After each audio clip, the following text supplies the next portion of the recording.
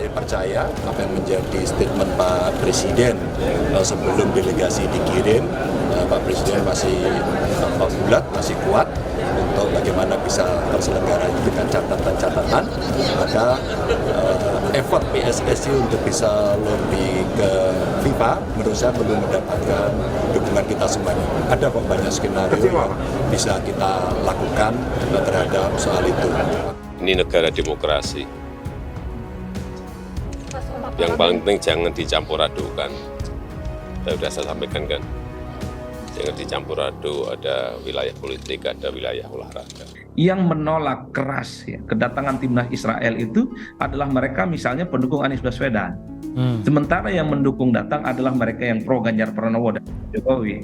Sekarang sebaliknya, ketika timnas Israel itu dan berujung misalnya pembatalan soal Indonesia sebagai tuan rumah, yang dibully itu adalah Ganjar Pranowo karena dianggap menjadi salah satu gubernur yang memberikan kelas terhadap penolakan itu. Sekarang menuju 2024 ini kurang lebih setahun. Bulan depan itu isunya sudah berubah. 3 bulan depan isunya sudah berubah. Pasti isu tentang 340 triliun transaksi dicurigakan itu jauh lebih mengemuka, lebih booming. Apalagi misalnya DPR misalnya nanti membentuk pansus. Saya kira isu sepak bola ini akan kemudian hilang di telan bumi. Rakyat Indonesia mengutuk keras serangan Israel terhadap Gaza yang membabi buta. Di dalam waktu 27 hari saja sudah menewaskan 10.000 orang, di mana setiap 10 menit satu anak di bawah umur meninggal. Itu satu tindakan brutal. Dunia internasional harus menindaklanjuti keputusan Majelis PBB, Perserikatan Bangsa-Bangsa, yang telah mengutuk agresi terhadap Gaza. Jadi dunia internasional tidak terlalu banyak berdebat sekarang supaya segera mengambil tindakan.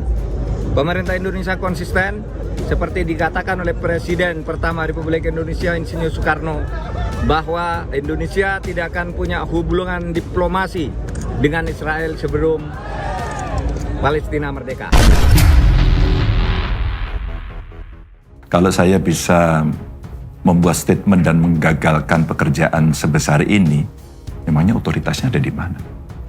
Saya kira kalau keputusan itu ada di FIFA dan kemudian mereka komunikasinya dengan PSSI, tentulah mereka sudah akan menyiapkan segala sesuatunya.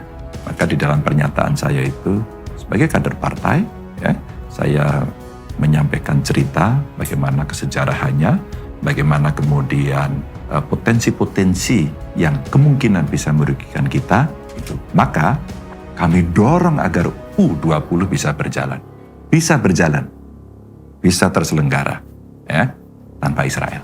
Ganjar, capres pertama tolak Israel dan dukung kemerdekaan Palestina. Juru bicara tim pemenangan nasional Ganjar Pranowo Mahfud, Haris pertama menyebut Ganjar adalah calon presiden yang paling berpihak terhadap kemerdekaan Palestina. Menurut Haris, Ganjar telah menunjukkan ketegasan dan keberpihakannya kepada kemerdekaan Palestina jauh-jauh hari dibanding capres lainnya. Capres Ganjar Pranowo lebih tegas memberikan suatu pesan keberpihakan kepada Palestina dan mendukung kemerdekaan Palestina, kata Haris. Salah satunya, lanjut Haris, adalah saat Ganjar menentang partisipasi timnas Israel di Piala Dunia U20 yang saat itu hendak digelar di Indonesia. Sikap itu, menurut Haris, bisa menjadi manifestasi dari visi yang konsisten. Artinya, penolakan Ganjar terhadap timnas Israel adalah sikap seorang negarawan. Kalau berpikir soal elektoral, mungkin lebih baik dia diam. Tetapi dia tegas mengatakan bagi dia sebagai negarawan bukan soal elektoral, melainkan soal sikap. Saya kira itu sebagai bentuk daripada ketegasan dia dalam menegakkan konstitusi kita, UUD 1945, ucap Haris. Ketua Umum KNPI tersebut mendukung upaya pemerintah melalui Kementerian Luar Negeri dalam upaya diplomasi agar Palestina diakui sebagai negara yang merdeka dan berdaulat.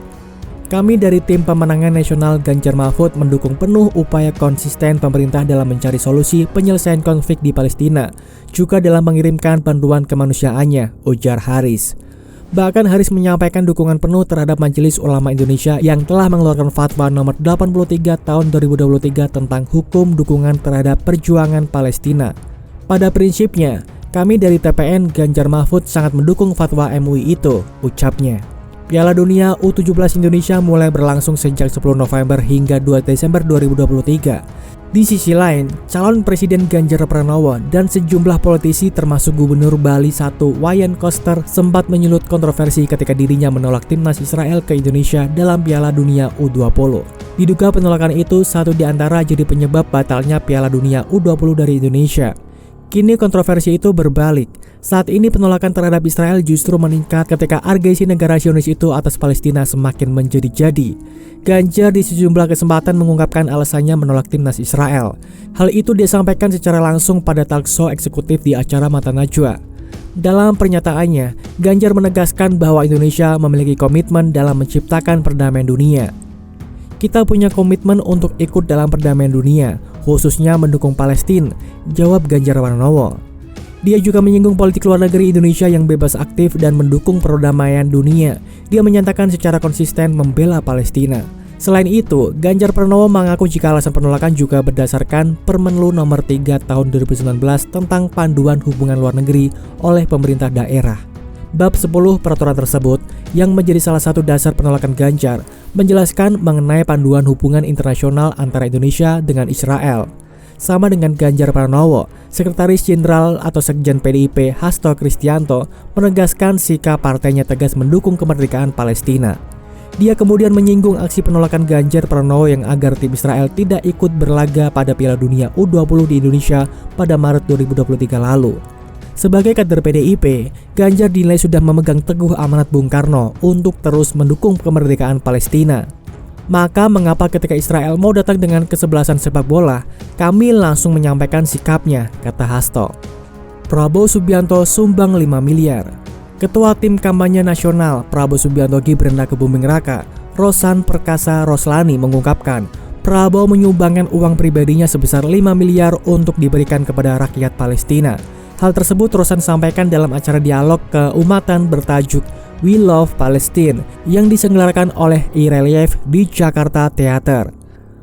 Pak Prabowo menyampaikan, tolong disampaikan ini dari saya, bahwa beliau ingin menyumbang langsung secara pribadi untuk perjuangan dan juga rakyat Palestina dana sebesar 5 miliar langsung, ujar Rosan. Rosan menjelaskan sumbangan ini merupakan bentuk dukungan yang konkret dan solid dari Prabowo untuk perjuangan rakyat Palestina. Menurutnya, rakyat Palestina saat ini sedang menghadapi cobaan yang sangat luar biasa atas serangan Israel di Gaza. Dan tentunya kita sesama kaum muslimin akan selalu memperjuangkan perjuangan ini sampai saatnya rakyat Palestina menjadi merdeka 100%, tuturnya. Anies ingin bawa anak Palestina ke Indonesia. Bakal Capres Anies Baswedan memiliki gagasan untuk membawa anak-anak Palestina dibawa ke Indonesia. Anies mengajak pemerintah untuk melakukan hal itu, agar perdamaian di sana bisa terwujud. Anak-anak Palestina dari kelompok Gaza, Fatah, dan lain-lain, apa susahnya bawa mereka ke sini?